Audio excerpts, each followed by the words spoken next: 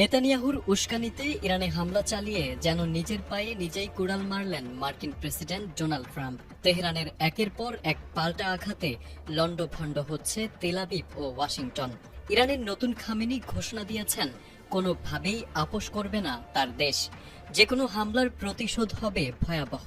ধারণা করা হচ্ছে এবার ইরানকে সমর্থন জানিয়ে একযোগে 10টিরও বেশি ব্যালিস্টিক ক্ষেপণাস্ত্র ছুড়েছে কিম জং উনের দেশ উত্তর কোরিয়া।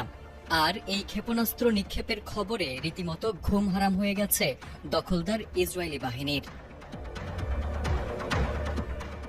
আল জাজিরার এক প্রতিবেদনে বলা হয়েছে, উত্তর কোরিয়ার সুনান এলাকা থেকে পূর্ব সাগরের দিকে এই ক্ষেপণাস্ত্রগুলো নিক্ষেপ করা হয়।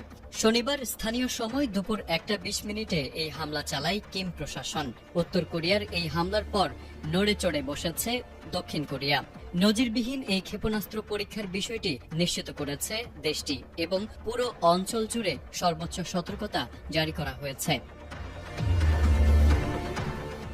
এদিকে জাপানের সরকারি সম্প্রচার মাধ্যম এনএইচকে জানিয়েছে, উত্তর কোরিয়ার ছোড়া ক্ষেপণাস্ত্রগুলো ইতোমধ্যে সমুদ্রে পতিত হয়েছে। জাপানের প্রধানমন্ত্রীর কার্যালয় থেকে ঘটনার গুরুত্ব বিবেচনা করে জরুরি বৈঠক ডাকা হয়েছে। ওয়াশিংটন ও সিউলের সঙ্গে গোয়েন্দা তথ্য আদান প্রদান করছে টোকিও।